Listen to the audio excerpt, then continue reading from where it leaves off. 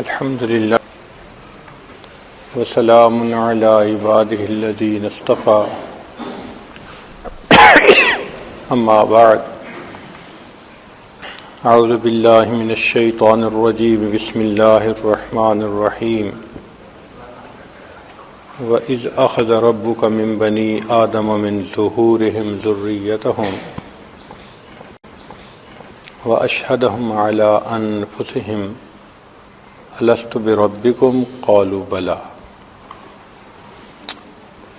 سبحان ربك رب العزة عما يصفون وسلام على المرسلين والحمد لله رب العالمين اللهم صل على سيدنا محمد وعلى آل سيدنا محمد وبارك وسلم۔ اللہ رب العزت نے انسانوں کے اس دنیا میں پیدا ہونے سے پہلے عالم ارواح میں آدم علیہ السلام کی پشت پر اپنی قدرت کا دایاں ہاتھ پھیرا، اس سے ان کی اولاد نکلی، مرد عورتیں جن کے چہرے سفید تھے، قد چھوٹے تھے، مگر کھرب ہا کھرب جتنے قیامت تک پیدا ہونے والے تھے سب برآمد ہوئے۔ پھر اللہ رب العزت نے اپنی قدرت کا بایاں ہاتھ پھیرا، پھر ان کی اولاد برآمد ہوئی مگر چہرے سیاہ تھے۔ اس وقت اللہ رب العزت نے ان سے ہم کلامی فرمائی اور ان سے کہا الست بربکم، کیا میں تمہارا پروردگار نہیں ہوں؟ قالوا بلا، سب نے یہ اقرار کیا۔ حدیث مبارکہ میں ہے کہ چونکہ انسانوں کو ہم کلامی کا کبھی موقع نہیں ملا تھا، تو جب پروردگار عالم نے پوچھا الست بربکم تو سب حیران تھے۔ سب سے پہلے محسن انسانیت سید الاولین والآخرین حضرت محمد مصطفیٰ احمد مجتبیٰ صلی اللہ علیہ وسلم، انہوں نے فرمایا بلا۔ پھر ان کے بعد ساری مخلوق نے بھی بلا کا لفظ کہا، تو آپ معلم اول بھی ہیں۔ اب اس موقع پر کلمہ عیانا، اللہ رب العزت نے ان پر تجلی بھی فرمائی، سب کو اپنا دیدار عطا کیا اور سب سے ہم کلامی بھی فرمائی۔ یہ ہم کلامی اور پھر دیدار یہ محبت کی بنیاد ہوتے ہیں۔ شریعت کا حسن دیکھیے کہ شریعت نے کہا کہ اگر کسی وقت عورت کو پردے کے پیچھے غیر محرم عورت سے بات کرنی پڑے، فرمایا تخضعن بالقول فلا تخضعن بالقول، اے نبی اسلام کی بیوی ہو، آواز میں لوچ نہ ہو، نرمی نہ ہو، سختی ہو، سنجیدگی ہو۔ اس لیے کہ سنجیدگی سے بات کریں گی تو دوسرے نے دو باتیں کرنی ہوگی تو ایک ہی کرے گا۔ بات سے بات نہیں بڑھے گی، جب آواز میں نرمی آ جاتی ہے پھر بات سے بات بڑھتی ہے۔ تو شریعت نے دیکھو نپ دی ایول ان دی بڈ، شروع سے برائی کو کچل دو، بات بڑھ ہی نہ سکے، فرمایا تم ذرا جچی تلی آواز میں جواب دو تاکہ دوسرا مرد تم سے زیادہ فالتو بات ہی نہ کر سکے۔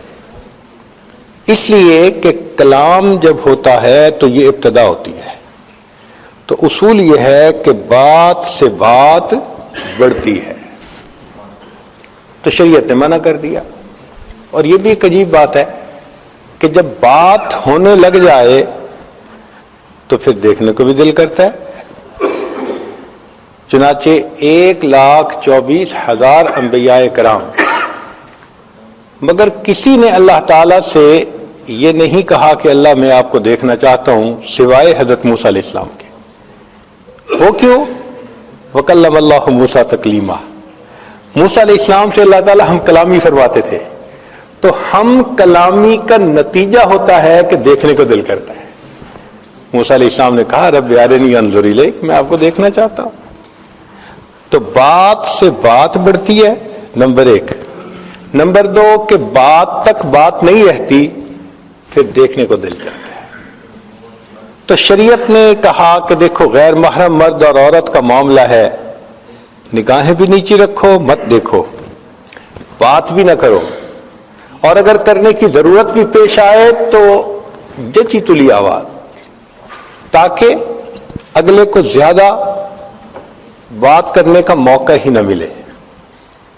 اب یہاں پر تمام روحوں کو ہم کلامی بھی نصیب ہوئی، اللہ تعالیٰ کا دیدار بھی نصیب ہوا، تجلی بھی نصیب ہوئی، کلمہ ہوا یا نا، تو پھر بات اور آگے بڑھی۔ چنانچہ ہم کلامی سے اور دیکھنے سے دل میں محبت آتی ہے، لہذا اللہ رب العزت نے ہر انسان کے دل میں یوم الست اپنی محبت کا بیج ڈال دیا تھا، ہر انسان کے دل میں۔ اس لیے فرمایا کہ ہر انسان فطرت اسلام کے اوپر پیدا ہوتا ہے۔ یہ پھر آگے اس کے والدین ہیں، ماحول ہے کہ وہ کس دین کو اپنا لیتا ہے۔ تو ہر انسان کے اندر اللہ رب العزت نے اپنی محبت کا بیج ڈال دیا۔ اس دن 2 نعمتیں ملی تھی ہر انسان کو، ایک نعمت ملی ہم کلامی کی، اور دوسری نعمت ملی دیدار کی۔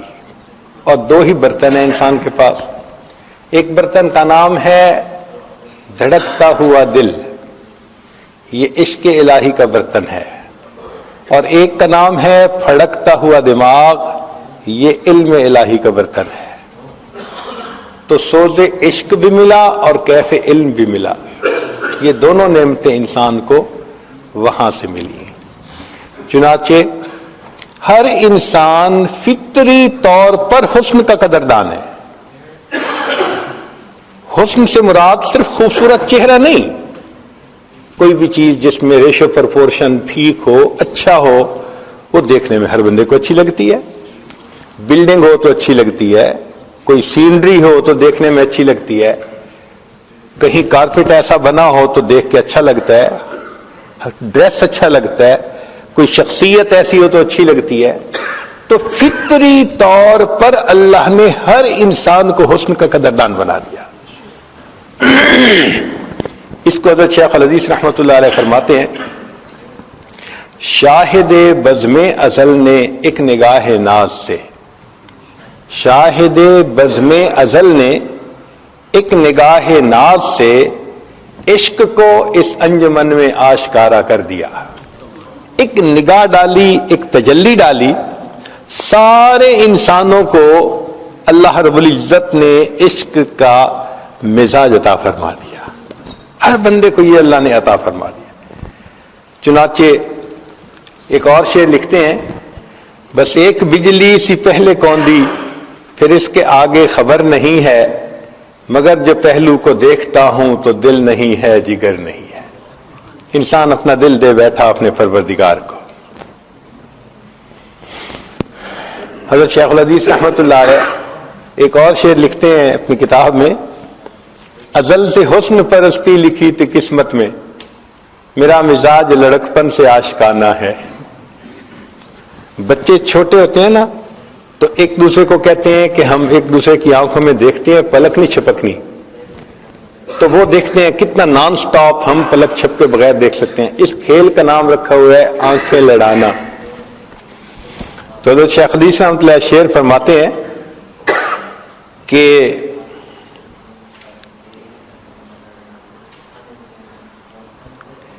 میری طفلی میں شان عشق بازی آشکارا تھی، یعنی بچپن میں ہی میری طفلی میں شان عشق بازی آشکارا تھی، اگر بچپن میں کھیلا کھیل تو آنکھیں لڑانے کا، کہ بچپن میں ہی آنکھیں لڑانے کا کھیل دیکھا۔ کہیں کونوں مقام میں جو نہ رکھی جا سکی اے دل، غضب دیکھا وہ چنگاری میری مٹی میں شامل کی۔ انسان کو جو فضیلت ملی وہ اس سوز عشق کی وجہ ملی۔ آپ غور فرمائیے کہ فرشتوں میں عبادت کی صلاحیت ہے، مگر عشق الہی کی پڑیا ان کے پاس نہیں ہے. یہ فقط انسان کو حاصل ہے. انسان کے اندر محبت الہی کا جذبہ، ولولہ، درد محبت ہوتی ہے. یہ اللہ کے لیے اداس ہوتا ہے، اللہ کے نام پر سب کچھ قربان کرنے کے لیے تیار ہوتا ہے. یہ صفت اللہ نے فقط انسان کو عطا فرمائی. فرشتوں میں یہ صفت نہیں ہے. وہ تو فرما بردار بندے ہیں. لا یعصون اللہ ما امرہم ویفعلون ما یؤمرون. روبوٹ جیسے کام کر رہے ہوتے ہیں، اللہ کے حکم پر وہ کام میں لگے ہوئے ہوتے ہیں. یہ محبت کا جذبہ، عشق کا جذبہ، یہ اللہ نے فقط انسان کو عطا فرمایا. چنانچہ یہ محبت ایک وجدانی کیفیت ہے. ہر انسان کو اپنی زندگی میں عشق سے واسطہ پڑتا ہے. ہر انسان کو اپنی زندگی میں عشق سے واسطہ پڑتا ہے. یہ الگ بات ہے خالق کا ہو یا مخلوق کا ہو.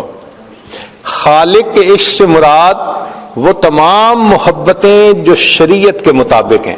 اللہ کی محبت، نبی علیہ السلام کی محبت، صحابہ کی، اولیاء کی، ماں باپ، میاں بیوی، یہ تمام محبتیں جو شریعت میں جائز ہیں ان کو اللہ کی محبت کہتے ہیں. اور جو دائرہ شریعت سے ہٹ کر ہیں، نفسانی، شیطانی، شہوانی، ان کو مخلوق کی محبت کہتے ہیں. تو واسطہ تو ہر بندے کو پڑتا ہے. دل بہر محبت ہے، محبت یہ کرے گا، لاکھ اس کو بچا تو یہ کسی پر تو مرے گا. پتھر سے ہو، خدا سے ہو یا پھر کسی سے ہو، آتا نہیں ہے چین محبت کیے بغیر. اس کی مثال یوں سمجھ لیجئے کہ یا تو کمرے کے اندر روشنی ہوگی، اگر روشنی نہ ہوئی تو اندھیرا ضرور ہوگا. اسی طرح یا تو انسان کے دل میں اللہ رب العزت کی محبت کی روشنی ہوگی، اگر وہ نہ ہوئی تو مخلوق کی محبت کا اندھیرا ضرور ہوگا. کوئی بندہ یہ نہیں کہہ سکتا کہ میرے دل میں تو کسی کا عشق ہے ہی نہیں. ہاں، اس کا فطری طور پر اس کا مادہ فطری طور پر ہر انسان کے خمیر میں رکھ دیا. جب ماحول مناسب ملتا ہے تو پھر وہ پھلتا پھولتا ہے. جیسے بیج ہوتا ہے نا، بیج کو مناسب زمین مل جائے، ماحول مل جائے تو درخت بن جاتا ہے، پھل پھول دیتا ہے. مناسب ماحول نہ ملے تو بیج الٹا مر جاتا ہے. اسی طرح محبت کا لفظ حبہ سے بنا ہے، اور حبہ عربی میں دانے کو کہتے ہیں. یہ دانے ہیں. اس کو اگر نیکی کا ماحول مل جائے تو انسان کے اندر اللہ کی محبت کا بیج وہ پھر پھل پھول دینے شروع کر دیتا ہے، نیکیوں کے اعمال ظاہر کرتا ہے. اور اگر ماحول مناسب نہ ملے تو یہ پھر بیج مر جاتا ہے. چنانچہ سمندر کے اندر جب چاند کی پہلی تاریخ ہوتی ہے تو سمندر بالکل کام اینڈ کوائٹ ہوتا ہے، کوئی لہریں نہیں ہوتی. لیکن جب 14ویں کا چاند ہوتا ہے نا تو مد جزر ہوتی ہے، ہائی ٹائیڈ اس کو کہتے ہیں. حتیٰ کہ اس کے باقاعدہ سکیجول بنے ہوئے ہیں، اور جو بحری جہاز چلتے ہیں وہ اس کا خیال رکھ کے چلتے ہیں کہ ایسا نہ ہو کہ کہیں ہائی ٹائیڈ میں جہاز کسی ایکسیڈنٹ کا شکار نہ ہو جائے، ڈوب جاتے ہیں جہاز. تو دیکھیے جب چاند پوری آب و تاب پہ ہوتا ہے تو سمندر کا پانی اچھلتا ہے. کیوں اچھلتا ہے؟ اس کی لہریں ہوتی ہیں، مقناطیسی لہریں، اس کی گریویٹیشنل فورس ہوتی ہے، وہ کھینچتی ہے. تو جس طرح چاند کی مقناطیسی لہریں سمندر کے پانی کو اپنی طرف متوجہ کرتی ہیں، اسی طرح اگر چاند سامنے ہو، یہ چاند جیسی کوئی صورت سامنے ہو تو بندے کے دل میں بھی پھر محبت کی لہریں اٹھتی ہیں. اب یہاں سے ایک اشکال کا پتہ چلا کہ ایک صحابی تھے سیدنا حذیفہ رضی اللہ تعالیٰ.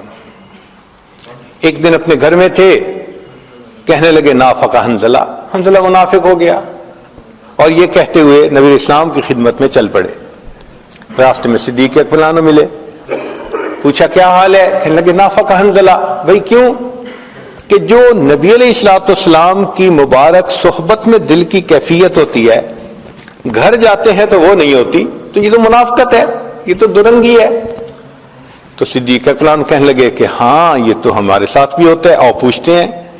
چنانچہ نبی علیہ السلام کی خدمت میں حاضر ہوئے، اے اللہ کے حبیب صلی اللہ علیہ وسلم ہمارے ساتھ یہ معاملہ۔ نبی علیہ السلام نے فرمایا، حذیفہ جو کیفیت میری صحبت میں تمہارے دل کی ہوتی ہے، اگر ہر وقت رہے تو فرشتے راستہ چلتے تم سے مسافہ کرنے لگ جائیں گے۔ یہ تو گائے گائے کہیں کہیں ہوتی ہے۔ تو یہاں تک تو بات سمجھ آ گئی۔ اب علماء نے لکھا کہ دیکھیں صحابہ رضوان کی کیفیت میں کوئی فرق نہیں تھا کہ وہاں محبت زیادہ تھی، گھر آ کے محبت کم تھی۔ فرق یہ تھا کہ جب نبی علیہ السلام کی صحبت میں جاتے تھے تو وہاں حسن کا چاند سامنے ہوتا تھا، تو صحابہ کے دل میں مد و جزر ہوتی تھی محبت کی، اور جب گھروں میں آ جاتے تھے تو جیسے پہلی تاریخ کو سمندر کام میں انکوائٹ ہوتا ہے، دل کی وہ کیفیت ہو جاتی تھی۔ یہیں سے ایک مسئلہ اور بھی واضح ہوا۔ امام شافعی رحمۃ اللہ علیہ فرماتے ہیں الایمان یزید و ینقص، اور امام اعظم ابو حنیفہ رحمۃ اللہ علیہ فرماتے ہیں الایمان لا یزید ولا ینقص۔ اب دونوں حضرات نے اپنے اپنے دلائل دیے۔ امام شافعی رحمۃ اللہ فرماتے ہیں کہ اس کی کمیت بڑھتی بھی ہے گھٹتی بھی ہے، اور اس پہ انہوں نے دلائل دیے ہیں۔ امام اعظم رحمۃ اللہ نے فرمایا نہیں، مقدار وہی رہتی ہے، اس کی کیفیت گھٹتی بڑھتی ہے۔ چنانچہ امام اعظم رحمۃ اللہ علیہ کی جو بات تھی اس کو علماء نے کہا کہ وہ زیادہ ٹھوس تھی، اضبط تھی مضبوط کی بجائے، اور اس کی بھی یہی دلیل تھی کہ امام صاحب کہتے ہیں کہ جس طرح سمندر کا پانی پہلی تاریخ کو بھی مقدار میں اتنا ہی ہوتا ہے اور 14 تاریخ کو بھی مقدار میں صرف مد و جزر کا فرق ہوتا ہے، یہی ایمان کی کمی بیشی ہے کہ انسان اپنی ایمان کی کیفیت میں کبھی کمی اور بیشی محسوس کر رہا ہوتا ہے، مقدار میں کمی بیشی نہیں ہوتی، وہ وہی ہوتی ہے۔ اس لیے شریعت نے کہا کہ تم اپنی نگاہوں کی حفاظت کرو۔ جو نگاہوں کی حفاظت کرے گا یقیناً وہ پاک دامنی کی زندگی گزارے گا، جس کی نظر محفوظ نہیں ہوگی وہ پاک دامنی کی زندگی نہیں گزار سکے گا۔ امام اعظم امام ربانی مجدد ثانی رحمۃ اللہ نے لکھا ہے کہ آنکھ کا دیکھنا ابتدا ہے اور پھر زنا کا ارتکاب یہ اس کی انتہا ہے۔ جو انتہا سے بچنا چاہتا ہے اسے ابتدا سے بچنا پڑے گا، نہیں بچے گا تو پھر انتہا تک بھی پہنچ جائے گا۔ اس لیے فرمایا کل للمؤمنین یغضوا من ابصارہم، ایمان والوں سے کہو اپنی نگاہوں کو نیچا رکھیں۔ اس پر کسی شاعر نے شعر کہا کہ جس غذا میں بھی ہو نمک شامل واجب الاحتیاط ہوتی ہے۔ بعض غذائیں ہوتی ہیں نا ان میں نمک ہوتا ہے، تو نمک ہونے کی وجہ سے وہ بلڈ پریشر والے بندے کو نقصان دیتی ہیں، ہائی بلڈ پریشر کر دیتی ہیں، تو ڈاکٹر لوگ کہتے ہیں کہ بھئی آپ سالٹ استعمال نہ کریں۔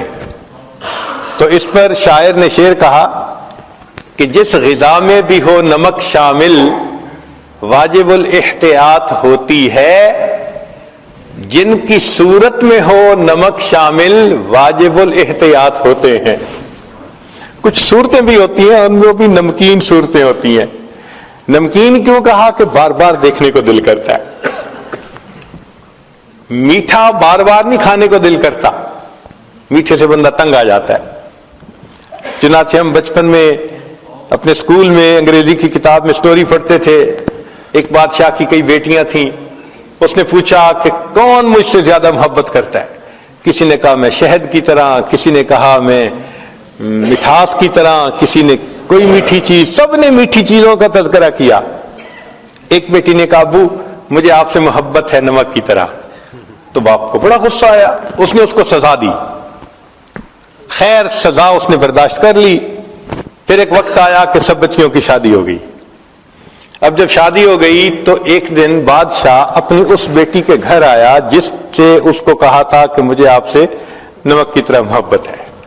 تو خیر بچی نے اپنے باپ کے لیے بہت درجنوں کھانے بنائے، سب میٹھے۔ خیر ایک وقت تو اس نے کھا لیے کھانے، جب دوسری دفعہ پھر میٹھا، وہ تنگ آ گیا، کہنے لگا بیٹی ہر وقت تو میٹھا نہیں کھایا جاتا، نمک کھانے کو دل کرتا ہے۔ کہنے لگی ابا جان میں نے کیا کہا تھا؟ ساری عمر نمکین کھانا کھاتے رہیں گے، تنگ نہیں ہوں گے. میٹھے سے تنگ ہو جائیں گے، نمک سے تنگ نہیں ہوں گے. تو نمکین چیز کو بار بار کھانے کو دل کرتا ہے.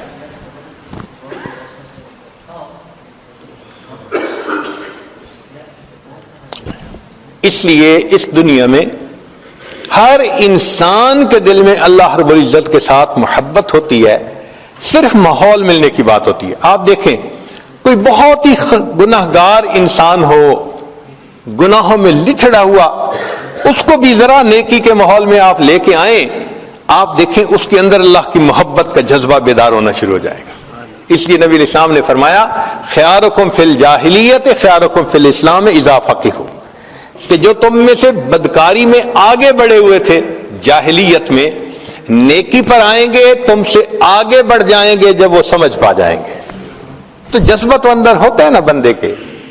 تو یہ محبت کا جذبہ اللہ رب العزت نے ہر بندے کے دل میں رکھا، صرف اس کو مناسب ماحول ملنے کی ضرورت ہوتی ہے.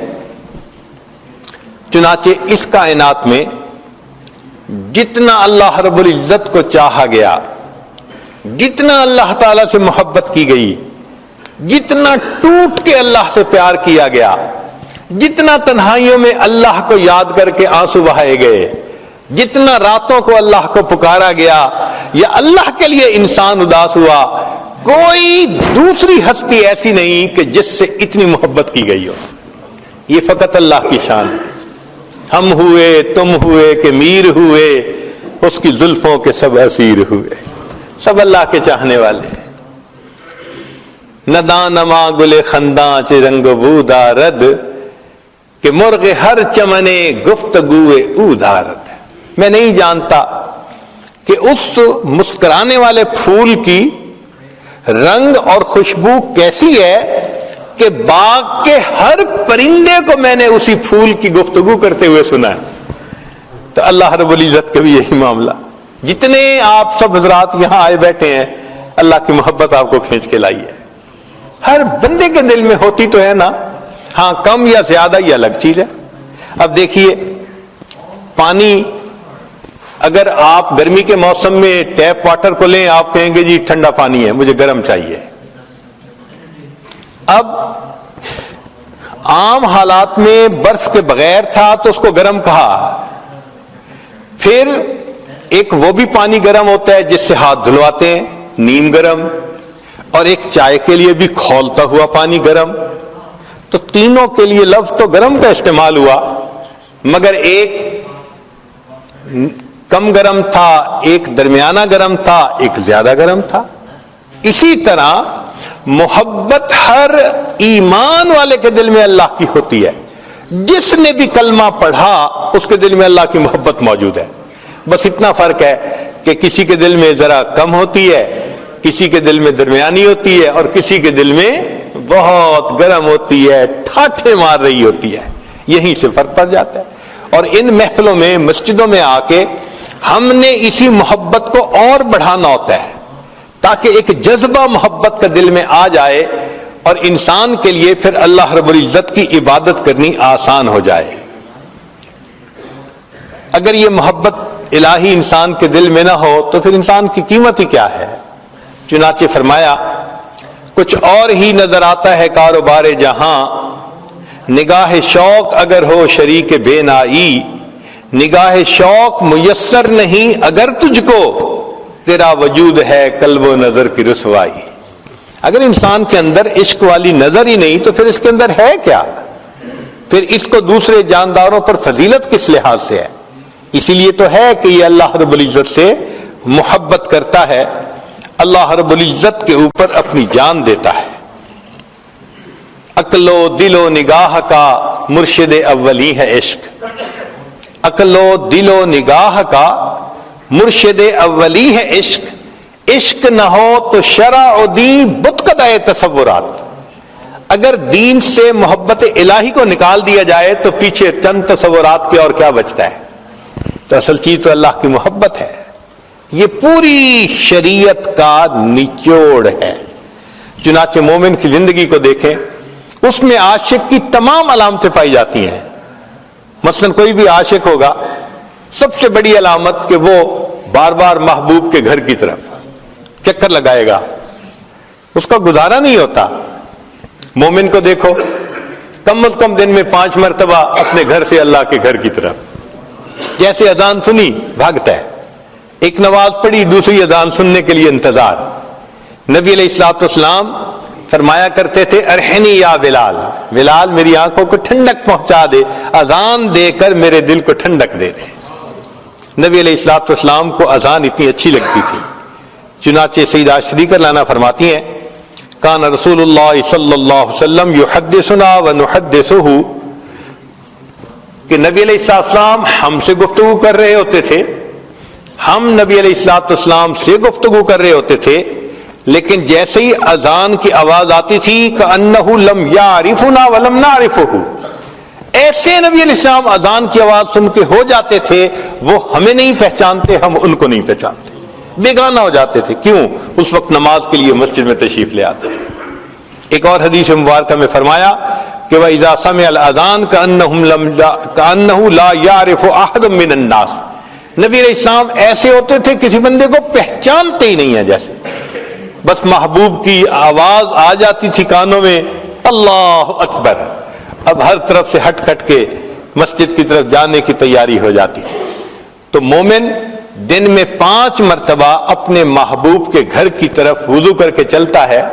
حدیث مبارکہ میں ہے جو وضو کر کے مسجد کی طرف چلے ایسا ہی ہے جیسے حاجی حج کا احرام باندھ کر اللہ کے گھر کی طرف جا رہا ہوتا ہے۔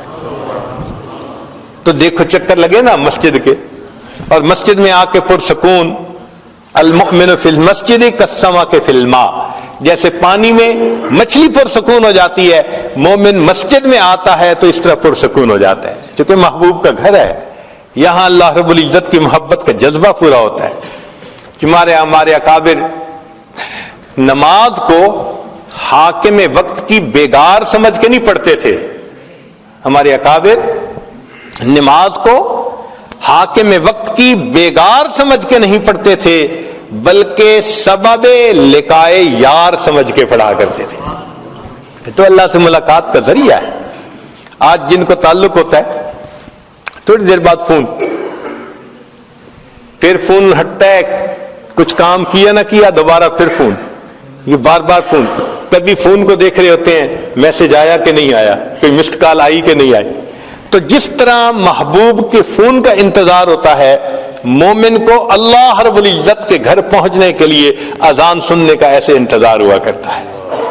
ایک نماز پڑھتا ہے، دوسری نماز کا انتظار شروع ہو جاتا ہے، تیسری نماز کا انتظار، اور جب نماز پڑھتا ہے تو وہ تو پھر محبوب سے ہم کلامی اور ملاقات، محبوب کا دیدار ہوتا ہے۔ اس لیے نماز میں فرمایا ان تعبد اللہ کأنک تراہ فإن لم تکن تراہ فإنہ یراک، کہ اول تو نماز ایسے پڑھو جیسے تم اللہ کو دیکھتے ہو، یہ کیفیت حاصل نہیں تو کم سے کم ایسے پڑھو جیسے وہ تمہیں دیکھ رہا ہے۔ تو بھئی محبوب کے سامنے تو ہے نا، تو دن میں 5 دفعہ مشق کروائی کہ جیسے محبوب کے سامنے ہم محبوب کو دیکھ رہے ہیں، محبوب ہمیں دیکھ رہے ہیں۔ 5 مرتبہ اس مشق کو کر کے بھی انسان کا دل نہیں بھرتا، دل چاہتا ہے کہ اور زیادہ کے لیے پھر وہ نفلوں کو بہانہ بنا لیتے ہیں۔ چنانچہ کبھی تحیۃ الوضو، تحیۃ المسجد، کبھی اشراق، کبھی صلاۃ الضحیٰ، کبھی اوابین، کبھی تہجد، یہ تمام نوافل اصل میں محبت کے اس جذبے کو پورا کرنے کا ذریعہ ہوتے ہیں۔ ہم لوگ نوافل پڑھتے ہیں ثواب کی وجہ سے، بھئی اشراق پڑھ لو 1 حج 1 عمرے کا ثواب ملے گا، تو ہم تو ثواب کی خاطر پڑھتے ہیں۔ لیکن جو اللہ والے ہوتے ہیں وہ صرف ثواب کو سامنے نہیں رکھتے، وہ تو اللہ کی محبت میں ڈوب کے اس کی عبادت کر رہے ہوتے ہیں۔ کسی نے کیا اچھی بات کہی، بندگی سے ہمیں تو مطلب ہے، بندگی سے ہمیں تو مطلب ہے، ہم ثواب و عذاب کیا جانے، کس میں کتنا ثواب ملتا ہے، عشق والے حساب کیا جانے۔ محبت والوں کو کیا پتا کیا ثواب کتنا ہوتا ہے، وہ تو اللہ کی محبت میں پڑھ رہے ہوتے ہیں۔ حضرت شیخ عبد الواحد رحمۃ اللہ علیہ کے سامنے تذکرہ ہوا کہ جنت میں نماز نہیں ہوگی، وہ رونے لگ گئے۔ حضرت رو کیوں رہے ہیں؟ فرمانے لگے اگر جنت میں نماز نہیں ہوگی تو مزہ ہی کیا آئے گا؟ کتنا مزہ آتا ہوگا کہ فرماتے ہیں کہ جنت میں نماز نہیں ہوگی تو جنت میں مزہ ہی کیا آئے گا۔ مفتی حسن گنگوئی رحمت اللہ علیہ لمبا سجدہ کرتے تھے۔ کسی نے کہا کہ حضرت اتنا لمبا سجدہ؟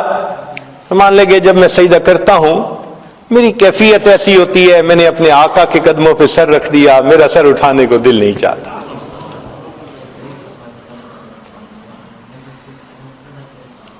اللہ اکبر کبیرہ۔ تو جن کو نماز کی کیفیت حاصل ہوتی ہے وہ پھر نماز کو بہانہ بناتے ہیں اللہ رب العزت سے ملاقات کا۔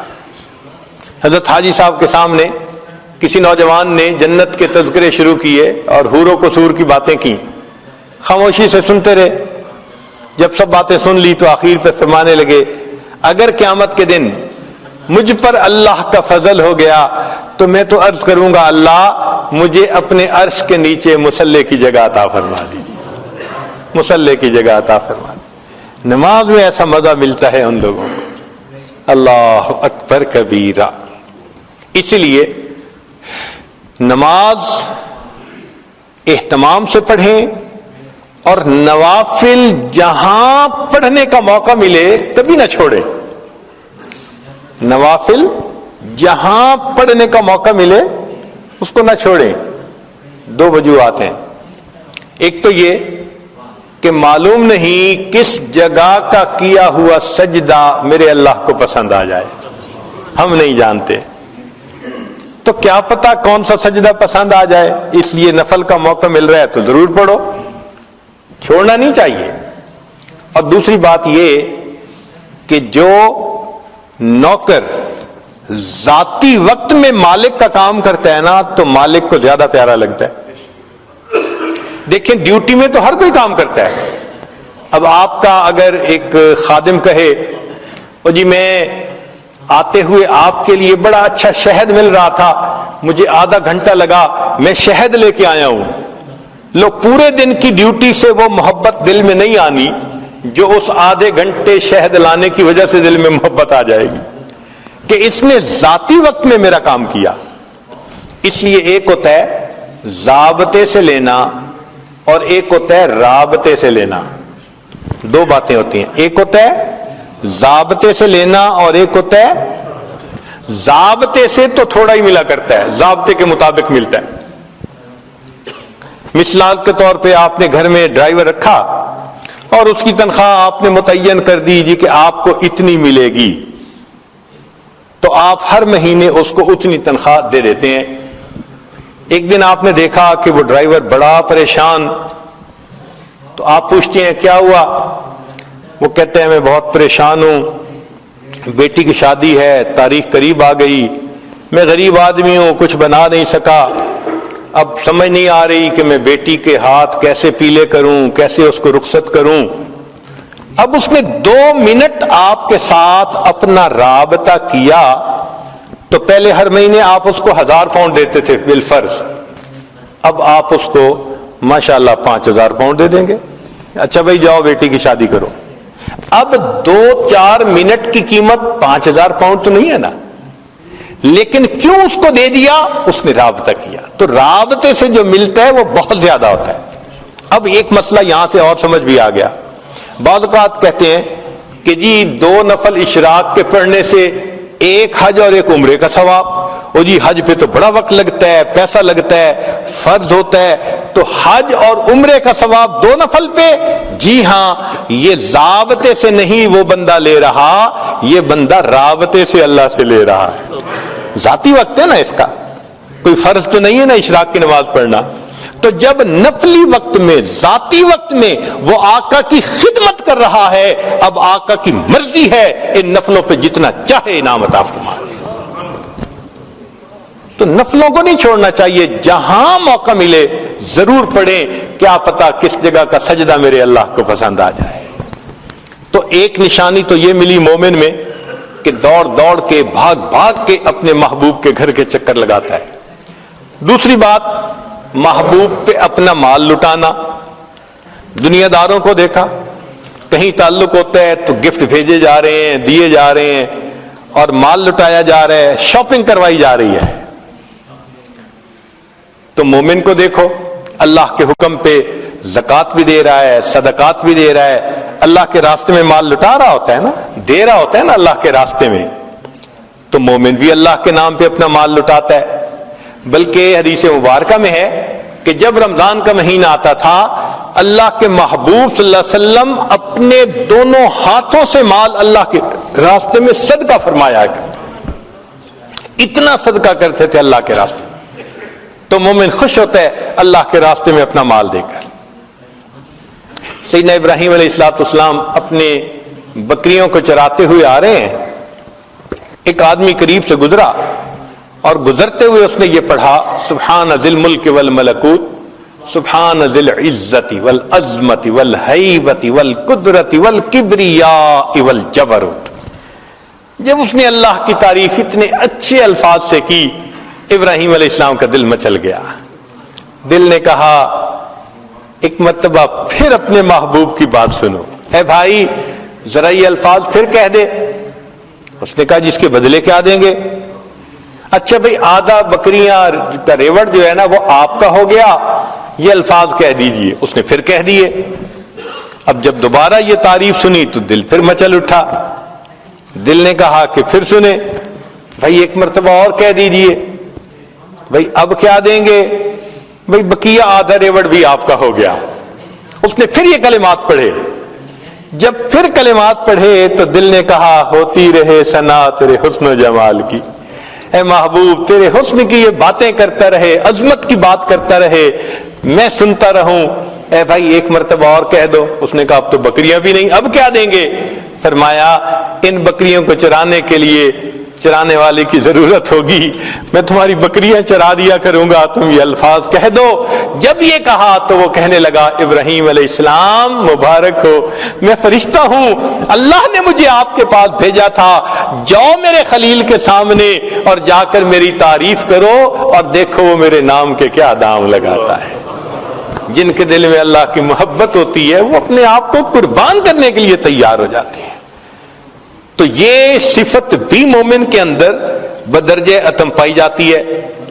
تیسرا ہوتا ہے بھوکا پیاسا رہنا، کہ واقعی محبوب کو منانے کے لیے کئی مرتبہ انسان کھانا پینا چھوڑ دیتا ہے. ہم گھروں میں دیکھتے ہیں خامن ناراض ہو بیوی کھانا چھوڑ دیتی ہے. گھروں میں دیکھا ہے، کہتی ہے نہیں میں اس وقت تک کچھ نہیں کھاؤں گی جب تک آپ راضی نہیں ہوں گے. اسی طرح مومن بھی اپنے رب کو منانے کے لیے رمضان کے مہینے میں کیا ہوتا ہے، پورا مہینہ دن کے اوقات میں کھانا پینا مومن اللہ کو منانے کی خاطر چھوڑ دیتا ہے. آگے پیچھے دیکھو تو ماشاءاللہ ایام بیس کے روزے رکھ رہا ہے، کبھی سوموار کا رکھ رہا ہے، جمعرات کا رکھ رہا ہے اللہ کو منانے کے لیے. ہمارے اکابر تو روزے کی کافی کوشش کیا کرتے تھے، اہتمام کیا کرتے تھے، اہتمام کرتے تھے. تو یہ صفت بھی مومن کے اندر پائی جاتی ہے، اللہ کی خاطر بھوکا پیاسا رہنا. پھر ایک چوتھی صفت ہے کہ راتوں کو جاگنا. آپ دیکھیں جن کا کہیں نہ کہیں تعلق ہوتا ہے راتوں کو نیند نہیں آتی، رات کے 2 بجے بھی جاگ رہے ہوں گے، صبح کے وقت بھی جاگ رہے ہوں گے. بھئی نیند ہی نہیں آتی تو نیند روٹ جاتی ہے، نیند چلی جاتی ہے، راتوں کو جاگتے ہیں. ہمارے اکابر بھی اسی طرح کرتے تھے، اللہ کی محبت میں راتوں کو جاگتے تھے. بلکہ کتابوں میں لکھا ہے کہ ہمارے اکابر رات کے آنے کے اس طرح منتظر ہوا کرتے تھے جیسے دلہا دلہن سے ملاقات کے لیے رات کا منتظر ہوا کرتا ہے. ایسے وہ رات کے منتظر ہوتے تھے کہ ہم مصلی پہ آئیں گے، اپنے رب کی عبادت کریں گے.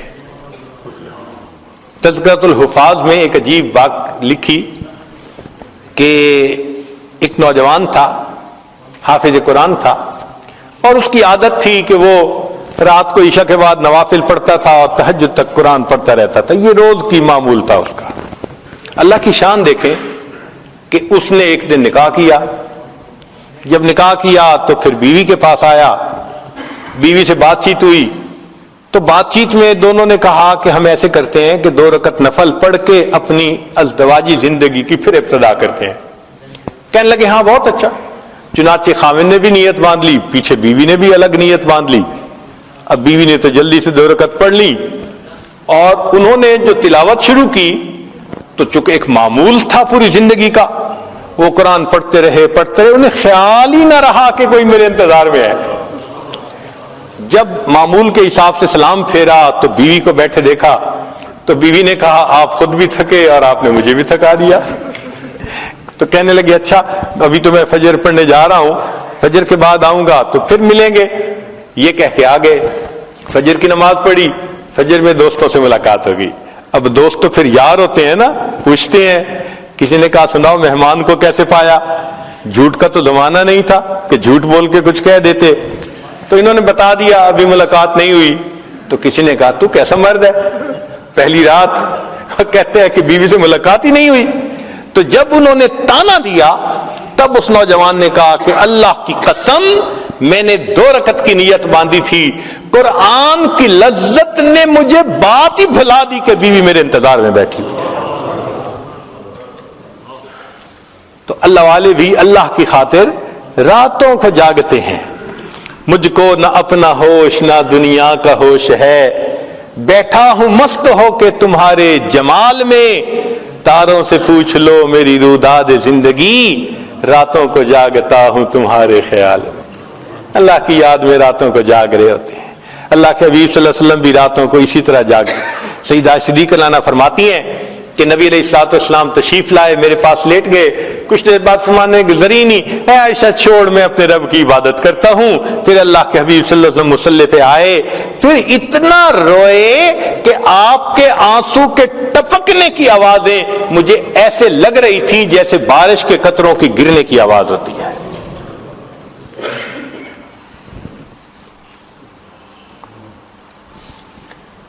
سیدنا ابن عمر رضی اللہ تعالیٰ عنہ کے گھر ایک مرتبہ نبی علیہ الصلوۃ والسلام بھی تشریف لائے اور سیدہ حفصہ رضی اللہ تعالیٰ عنہ بھی تھی, ان کی بہن عمر لانو کی بیٹی.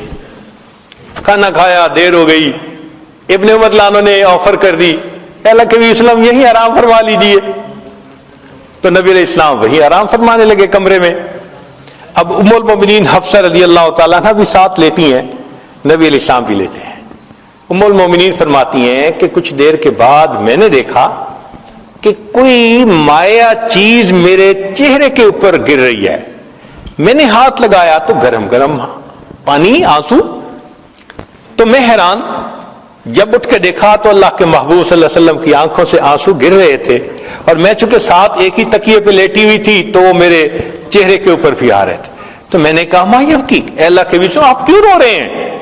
تو نبی علیہ السلام نے فرمایا حفصہ تو نے سنا نہیں, باہر صحن میں تیرا بھائی عبداللہ ابن عمر تہجد پڑھ رہا ہے, اور تہجد میں اس نے ابھی آیت پڑھی کلا انہم عن ربہم یومئذ لمحجوبون, کہ قیامت کے دن یہ کفار اللہ سے حجاب میں ہوں گے, پردے میں ہوں گے.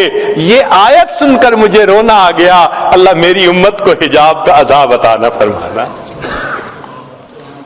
پھر فرمایا حفصہ انا مشتاق و بی اشتیاق, میں مشتاق ہوں, میں اللہ کا عاشق ہوں, میرے دل میں اللہ کی محبت نے تڑپ لگا دی.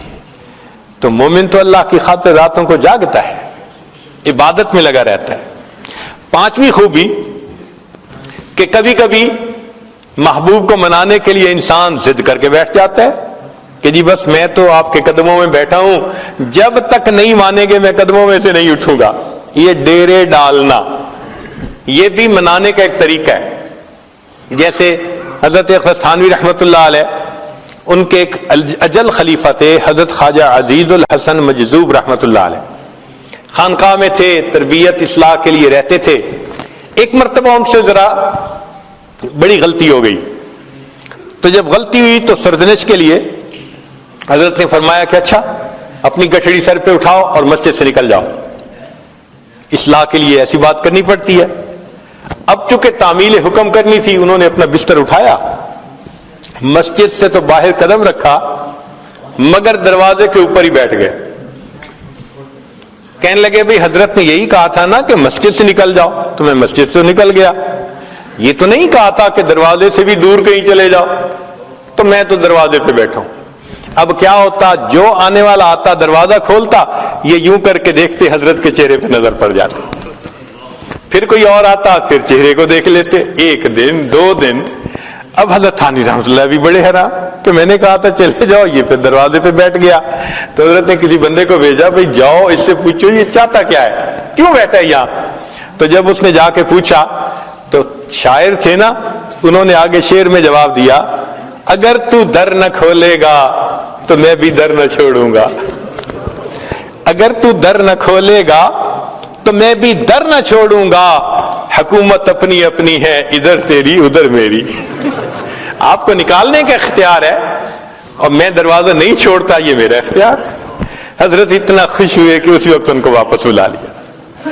اب یہ ڈیرے ڈالنا اگر مومن کی زندگی میں دیکھیں تو مومن رمضان میں اپنے گھر سے رخصت لے کر، دفتر سے رخصت لے کر 10 دن کے لیے اعتکاف مسجد میں آ کے ڈیرے ڈال دیتے، اے اللہ بس میں نے دہلیز پکڑ لی، منا کے ہی اٹھوں گا آپ کو۔ تو دیکھیں وہ بھی نشانی پائی گئی کہ مومن اپنے رب کو منانے کے لیے کس طرح ڈیرے ڈال کے بیٹھ جاتا ہے۔ سبحان اللہ۔ تو اگر دیکھیں تو مومن کے اندر وہ تمام صفات ہیں جو ایک عاشق کے اندر ہوتی ہے، اور اللہ والے تو یہ ہوتے ہیں کہ بس ہر وقت بات کرتے ہیں تو اللہ کی بات کرتے ہیں، یا تیرا تذکرہ کرے ہر شخص ورنہ پھر ہم سے گفتگو نہ کرے۔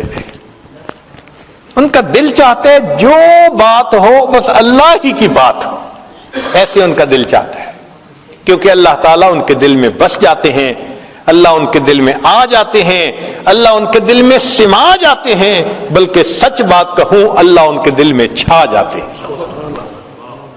فارسی کے کچھ اشعار ہیں عجیب، لکھنے والے نے کہا، جاں ز تن بردی و در جانی ہنوز، اے محبوب تو نے میرے جسم سے روح تو میری نکال لی، اور ابھی بھی میری روح میں بس تو ہی رہا ہے۔ جاں ز تن بردی و در جانی ہنوز، دردہا دادی و درمانی ہنوز، اے محبوب درد بھی مجھے آپ ہی نے دی ہے، اور اس درد کی دوا بھی تو آپ ہی تو ہیں۔